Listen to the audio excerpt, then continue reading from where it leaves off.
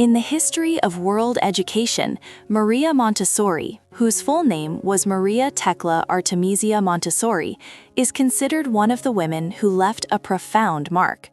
She was an Italian physician, educator, and therapist, best known for developing the Montessori method of education, an approach that places the child at the center, encourages independence, and respects the natural development of each child. Remarkably, her journey began with poor children and children with intellectual and developmental disabilities, who at that time were often considered unable to learn. In 1896, Maria Montessori graduated from medical school and became one of the first women doctors in Italy. After that, she began working at a psychiatric clinic in Rome. There, she encountered many children with intellectual disabilities who had been neglected and regarded as hopeless. But with the eyes of a physician and the heart of a humanist, Montessori realized that these children did not lack intelligence, they simply lacked opportunity and the right educational approach. She began to observe, experiment, and create sensory learning materials, wooden blocks, a movable alphabet, tactile objects, so that children could learn through hands-on experience. The results were remarkable.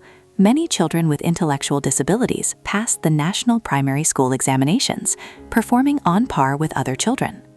This success led society to reconsider an important truth: education can change a person's destiny, even for children once thought to have no hope. In 1907, Casa dei Bambini, meaning the Children's House, was opened by Maria Montessori in the poor working-class district of San Lorenzo in Rome. Here, she applied her new educational approach to ordinary children from disadvantaged backgrounds. The Casa became a place of quality education for poor children, something few people believed they could ever reach.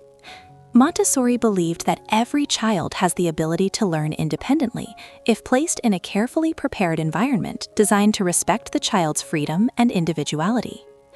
In her classroom, children did not simply sit still and listen to lectures.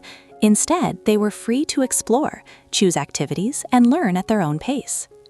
The teacher's role was to observe and guide, rather than impose authority. This philosophy went against traditional education at the time, yet it proved remarkably effective. Children grew more confident, independent, and eager to learn. Maria Montessori once said, "Free the child's potential, and you will transform him into the world."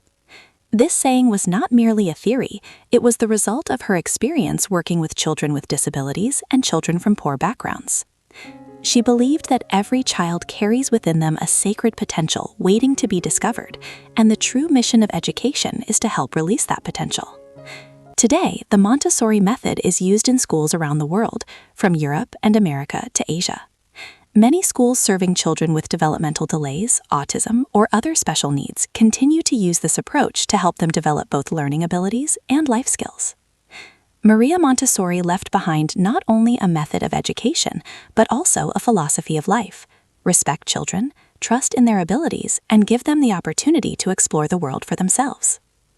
For more than 100 years, her legacy has helped nurture generations of young people around the world to grow into individuals who are free, independent, and happy within a prepared environment.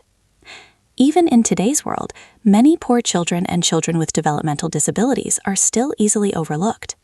The story of Maria Montessori reminds us that education is not a privilege, but a basic right for every child. Every child has potential. What they need is opportunity and patience. Montessori showed that a teacher with wisdom and compassion can help change the world, beginning with the children who are often forgotten.